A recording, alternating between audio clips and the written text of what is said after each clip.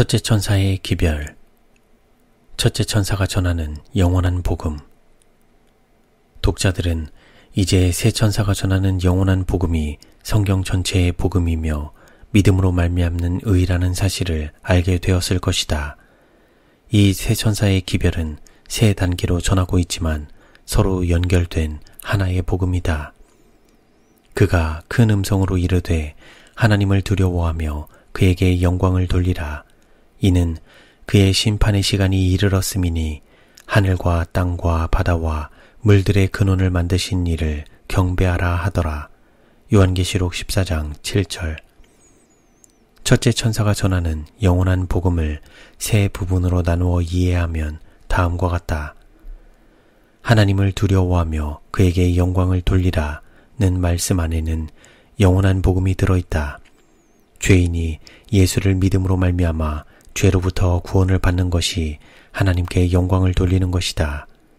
죄인이 믿음으로 말미암아 그리스도의 의를 소유하게 되면 현재 하늘 지성소에서 행하시는 조사 심판에서 그들의 죄는 도말되고 그 죄는 죄를 가져다 준 사탄이 정죄받고 심판받는다. 심판하실 시간이 이르렀음이니 라는 소식은 바로 이 심판하실 시간이 이르렀다는 기쁜 소식이다. 이렇게 하여 인간에게서 죄가 도말되면, 즉 영원한 속죄가 이루어지면 죄로 인하여 분리되었던 하나님과의 의의 관계가 회복되어 영생하게 된다. 그리하여 죄로 인하여 잃어버린 에덴의 안식일을 회복함으로 하늘과 땅과 바다와 물들의 근원을 만드신 이를 경배하는 참된 안식에 들어가게 된다. 이렇게 회복된 안식일은 영원한 안식일이다. 이것이 하나님의 율법을 불순종하여 둘째 사망에 처한 인간을 오직 예수 그리스도를 믿음으로 말미암는 의로 회복시켜 주시겠다는 영원한 복음이다. 이렇게 구원받은 하나님의 백성들이 하나님이 영원히 하나님 되심을 증거하게 되므로 하나님께 영광을 돌리게 된다.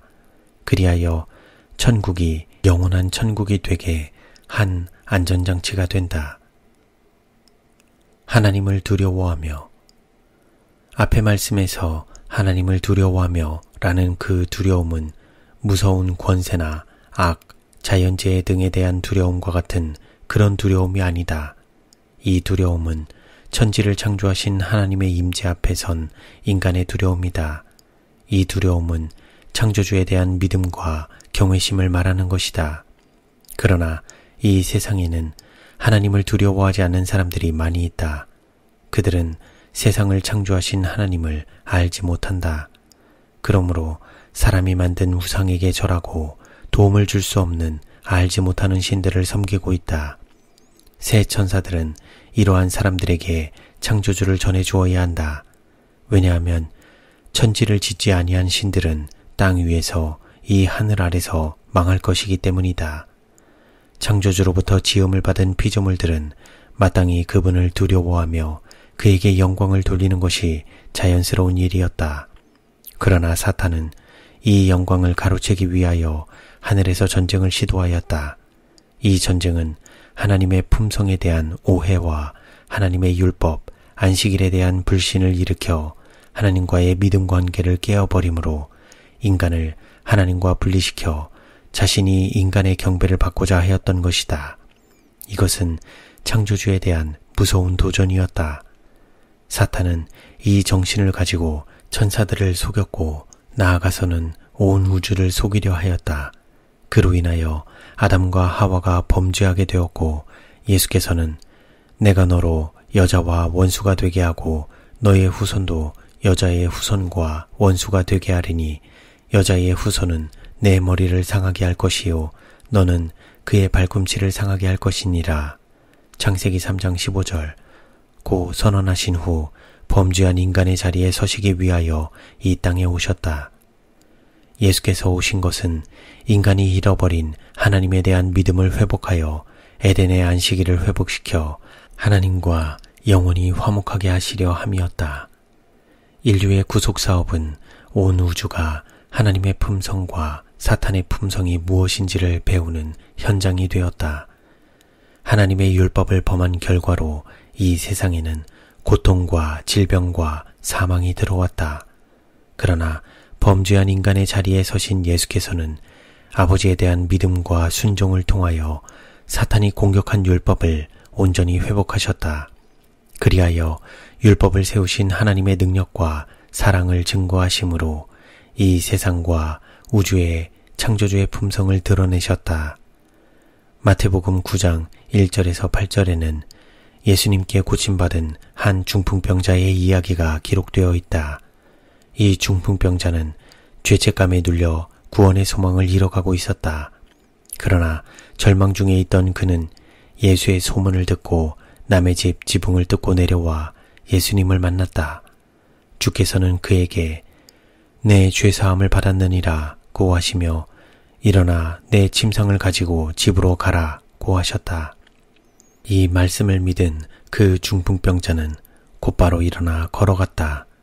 이 광경을 본 사람들은 하나님을 두려워하며 이런 권세를 사람에게 주신 하나님께 영광을 돌렸다.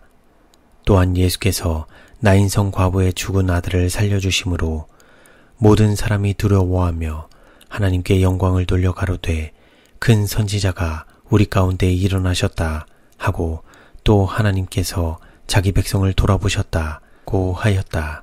누가복음 7장 16절. 예수님은 전 생애를 통하여 하나님을 모르는 이 세상에 하나님의 살아계심과 그분의 능력과 선하심을 증거하는 증인으로서 일하셨다. 예수님은 자기를 비워 아버지의 종이 되셨으므로 그분이 하시는 모든 일은 스스로 하는 것이 아니라 아버지가 하신다고 말씀하셨다. 그리하여 예수 그리스도를 통하여 일어나는 모든 일은 아버지가 영광을 받으시게 되었다. 이것이 예수님의 믿음으로 말미암는 의이며 예수님은 우리의 믿음으로 말미암는 의의 모본이시다. 창조주에 대한 믿음은 자기를 포기하고 창조주가 일하시게 하는 것이다. 창조주를 가장 잘 알리는 방법은 창조주가 우리를 통하여 일하신 그 일을 보여주는 것이다. 이것보다 더 능력 있는 설교는 없다. 예수님은 이런 방법으로 일을 하심으로 사람들로 하여금 하나님을 두려워하며 그에게 영광을 돌리게 하셨다. 세천사의 기별은 오늘날 우리 시대에 주어진 현대 진리이며 하나님은 우리를 통하여 이 복음을 전하기 원하신다. 독자는 본서에서 세천사의 기별과 건강기별이 하나로 일할 때에 환자들의 병이 치료되는 여러 사례를 읽었을 것이다. 세천사의 기별이 전파될 때에 사람들은 자신들이 과거에 잘못 살아온 것에 대하여 회개하고 예수님을 받아들임으로 변화와 회복을 경험하였다. 의료선교는 복음의 능력이 경험을 통하여 증거되도록 하기 위하여 하나님이 고안하신 거룩한 사업이다. 바벨론에 포로로 잡혀간 다니엘과 그의 세 친구들은 영원한 복음을 가졌고 하나님을 경외하는 믿음이 있었다. 그러므로 그들은 바벨론의 영향을 받지 않고 오히려 그 나라에 살아계신 하나님을 증거하는 일을 통하여 우상을 숭배하던 그들로 하여금 살아계신 하나님을 두려워하며 그분에게 영광을 돌리게 하였다. 그들이 창조주를 믿고 그분의 말씀에 순종하기로 뜻을 정하였을 때 하나님은 그들을 통하여 일하실 수 있으셨고 그 일로 인하여 하나님은 영광을 받으셨다. 다니엘서 2장을 보면 바벨론의 느부갓네살 왕이 한 꿈을 꾸고 그 꿈을 잊어버렸다. 느부갓네살 왕은 온 제국의 박수와 술객들을 불러 그 꿈을 해석하라고 명령하였다. 그러나 그들은 그 꿈을 해석할 수 없었다. 그리하여 그들은 왕께서 물으신 것은 어려운 일이라 육체와 함께 살지 아니하는 신들 외에는 왕 앞에 그것을 보일 자가 없나이다. 다니엘서 2장 11절 고 하였다. 다니엘은 이 사실을 알고 하나님께 기도하였다. 그때에 하나님께서는 다니엘에게 그 꿈을 보여주셨을 뿐 아니라 해석도 주셨다. 다니엘은 왕이 꾼 꿈과 해석을 하나님께 받아 왕에게 말하였다. 이 일을 통하여 느부갓네살 왕은 다니엘의 하나님을 찬양하였다. 왕이 대답하여 다니엘에게 이르되 너희 하나님은 참으로 모든 신들의 신이시요 모든 왕의 주제시로다. 내가 능히 이 은밀한 것을 나타내었으니 내 하나님은 또 은밀한 것을 나타내시는 이시로다. 다니엘서 2장 47절. 그리고 다니엘서 6장에는 다니엘과 사자굴의 사건이 기록되어 있다. 누구든지 왕 외에 어느 신에게나 어느 사람에게 무엇을 구하면 사자굴에 던져넣기로 한 왕의 어인이 찍힌 것을 알고도 평소와 같이 다니엘은 하루 3번씩 하나님께 기도하였다. 그 결과 다니엘은 사자굴에 던져졌다. 그러나 하나님은 그분을 신뢰하는 다니엘과 함께 하셨고 사자의 입으로부터 그를 보호하셨다. 다음 날 아침 일찍 사자굴에 던진 다니엘을 보러 온 왕은 살아있는 그를 보고 다니엘의 하나님께 영광을 돌렸다. 이렇게 다니엘은 이방 나라의 왕에게 살아계신 하나님을 증거하였다. 내가 이제 조서를 내리노라. 내 나라 관할 아래에 있는 사람들은 다 다니엘의 하나님 앞에서 떨며 두려워할지니 그는 살아계시는 하나님이시요 영원히 변하지 않으실 이시며 그의 나라는 멸망하지 아니할 것이요 그의 권세는 무궁할 것이며 그는 구원도 하시며 건져내기도 하시며 하늘에서든지 땅에서든지 이적과 기사를 행하시는 이로써 다니엘을 구원하여 사자의 입에서 벗어나게 하셨음이라 하였더라. 다니엘서 6장 26절에서 27절. 또한 다니엘서 3장에는 다니엘의 세 친구들의 이야기가 기록되어 있다. 두라평지에 세워놓은 금신상에게 절하지 않으면 극렬히 타는 풀무에 던져 넣으리라는 왕의 명령이 있었지만 다니엘의 세 친구들은 왕이여 우리가 섬기는 우리 하나님이 우리를 극렬히 타는 풀무 가운데서 능히 건져내시겠고 왕의 손에서도 건져내시리이다. 그리 아니하실지라도 왕이여 우리가 왕의 신들을 섬기지도 아니하고 왕의 세우신 금신상에게 절하지도 아니할 줄을 아옵소서. 다니엘서 3장 17절에서 18절 라고 말하면서 그들은 그들의 믿음에서 흔들리지 않았다. 그들은 이 위기의 때에도 그들이 믿는 하나님을 의뢰하였고 하나님이 일하실 수 있도록 믿음을 행사하였던 것이다. 그 결과 하나님은 극렬히 타는 풀무 가운데서도 그들과 함께 하셨고 머리카락 하나도 상하지 않았다. 이들의 믿음을 통하여 이들이 믿는 하나님을 알게 된 왕은 그 하나님께 영광을 돌렸다. 느부갓네살이 말하여 이르되 사드락과 메삭과 아벳느고의 하나님을 찬송할지로다. 그가 그의 천사를 보내사 자기를 의뢰하고 그들의 몸을 바쳐 왕의 명령을 거역하고 그 하나님 밖에는 다른 신을 섬기지 아니하며 그에게 절하지 아니한 종들을 구원하셨도다. 그러므로 내가 이제 조서를 내리노니 각 백성과 각 나라와 각 방언하는 자가 무릇 사드락과 메삭과 아벳느고의 하나님께 설만이 말하거든 그 몸을 쪼개고 그 집으로 걸음터를 삼을지니 이는 이와 같이 사람을 구원할 다른 신이 없음이니라. 다니엘서 3장 28절에서 29절. 다니엘의 세 친구들이 보여준 하나님의 역사는 그들의 믿음으로 말미암는 의이다. 다니엘서는 특별히 마지막 시대에 살고 있는 우리를 위하여 주어졌다. 다니엘과 세 친구들이 보여준 신앙은 마지막 시대에 짐승의 우상에게 경배하라는 시험이 올 때에 마지막 성도들이 가져야 할 신앙이다. 심판하실 시간이 이르렀음이니 영원한 복음을 전하는 첫째 천사가 이는 그의 심판의 시간이 이르렀음이니 라고 하는 그 심판은 1844년에 예수께서 조사심판을 하시려고 지성소에 임하시는 때를 가리킨다. 다니엘서 7장 9절에서 26절 참조. 이 심판은 우리에게 가장 큰 기쁜 소식이다. 하늘에서부터 전쟁을 일으킨 사탄의 정체가 밝혀지고 사탄에게 유혹받은 인간의 죄는 사탄이 책임지고 사망의 심판을 받는다는 기쁜 소식이다. 이 심판은 창세기 3장 15절에서 선언하신 그 심판이다. 예수께서는 연약한 인성을 입고 이 땅에 오셨지만 아버지에 대한 믿음으로 말미암는 순종을 통하여 사탄과 싸워 이기심으로 죄가 다스리던 이 세상을 주님이 다스리는 나라로 회복하실 것이다. 그리하여 2300주야 끝에 성소가 정결하게 되리라는 예언이 성취된다. 예수께서 성소 정결 사업을 하신다는 것은 사탄과 싸워 이기셨으므로 영원히 죄를 처리하신다는 복음이다.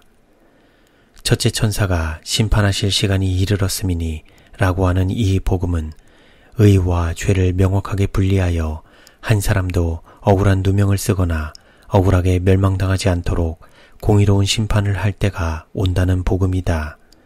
우리는 엄숙하고 두려운 시간에 살고 있다. 그러나 무서워할 필요는 없다.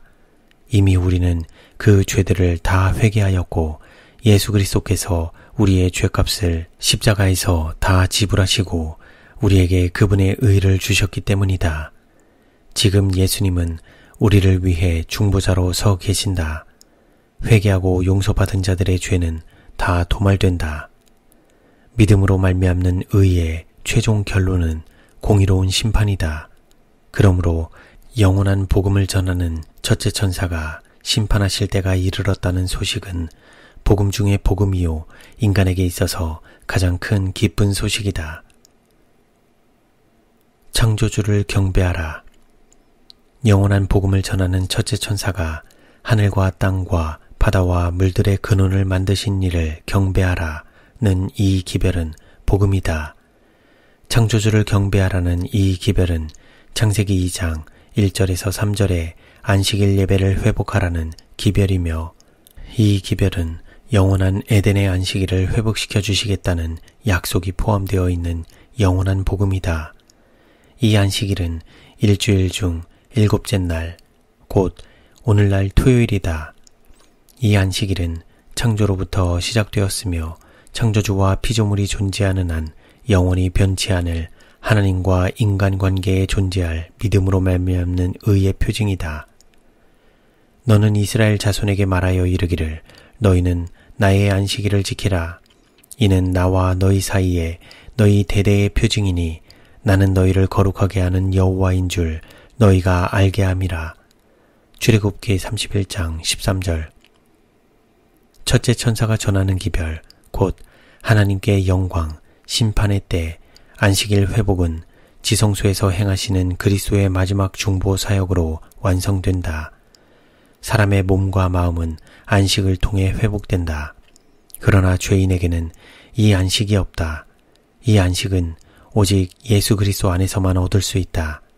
안식일은 창조의 기념일로서 회복, 즉 구속이 약속된 복음이다. 몇 년 전 어느 절의 스님이라고 하면서 상담 전화가 걸려왔다. 나는 거기 가도 예수는 안 믿을 텐데 가도 되겠습니까? 그 스님은 위암 환자였다. 나는 괜찮으니 오라고 대답하여 그를 받아들였다. 그 스님은 베델 수양원에 와서 3주 동안 지내게 되었다. 건강식을 하면서 하나님의 말씀을 받아먹기 시작했다. 사람은 2가지 음식을 먹을 때 영과 혼과 몸이 회복된다.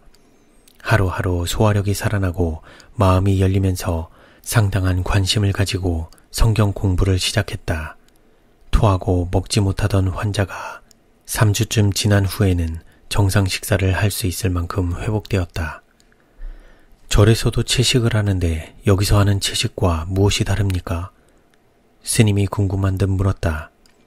예, 여기는 채식만 드리는 게 아니고 하나님의 말씀을 함께 드리고 있어요. 그래서 하나님의 말씀이 치료를 한답니다.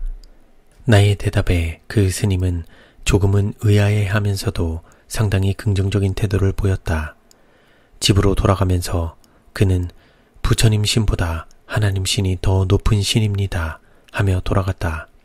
나는 이 스님을 돌려보내면서 이스라엘의 창조주 하나님께 와서 문둥병을 고침받은 이방나라의 군대 장관 나아만을 생각하게 되었다. 한 번은 어느 개신교회 목사님이 사모님과 함께 오셨는데 당뇨 합병증으로 중풍이 온 것이다. 지팡이를 의지하여 겨우 발을 옮겨 놓을 정도였다. 10가지가 넘는 약을 매일 먹고 있었다. 목사님, 식생활은 어떻게 하셨습니까? 했더니 신자들이 냉동고에 고기가 끊어지지 않도록 계속 넣어줘서 그런 거 먹고 살지요. 그래서 나는 그 목사님에게 창세기 1장 29절의 음식이 하나님이 원래 사람에게 먹으라고 하신 음식이며 하나님이 세우신 천연계의 법칙에 따라 살 때 하나님이 치료하신다고 말씀드렸다. 목사님은 매 강의마다 필기하면서 열심히 배웠고 사모님은 주방에서 열심히 건강 요리를 배웠다. 1주, 2주 지나면서 하나님이 창세기를 통해 주신 건강 원리를 깨닫고 실천하면서 약을 다 버리고 몸이 회복되는 경험을 하였다. 그 목사님은 그동안 자신의 신앙이 성경에 기록된 하나님의 말씀과 맞지 않았다는 것을 고백하였다. 한 달가량 지났을 때 그 목사님은 의지하던 지팡이를 버리고 스스로 걸을 수 있었고 등산도 자유롭게 할 수 있었다. 물론 혈압과 혈당이 정상으로 조절되었다. 자신의 병을 고쳐주신 분이 창조주라는 사실을 시인했다. 그 목사님은 태초부터 안식일을 통하여 약속하신 그 회복이 이루어졌습니다. 라고 고백하였다. 창조주를 믿는 신앙은 그분의 말씀에 순종하는 삶이요. 그 결과는 건강이 회복될 뿐 아니라 자신의 영혼이 살아나고 있다는 것을 증거하였다. 그 목사님이 회복되어 집으로 돌아가시면서 이렇게 말했다. 예배일은 부활의 기념일이 아니고 창조의 기념일인 안식일이 맞습니다. 교회에 돌아가서 우리 성도들에게 바르게 가르치겠습니다. 세상을 창조하신 하나님은 지금도 살아계신다. 그분의 말씀도 살아있어서 그 말씀을 받아먹고 사는 사람에게 새로운 창조가 일어나고 있다. 새천사의 기별과 건강 기별이 함께 전해질 때 창조주를 경배하는 안식일 회복이 이 땅에서도 일어나게 된다. 필자는 지금까지 이런 방법으로 수많은 사람에게 창조주를 경배하도록 복음을 전하고 있다. 창조주께로 돌아가면 지금도 재창조가 일어난다.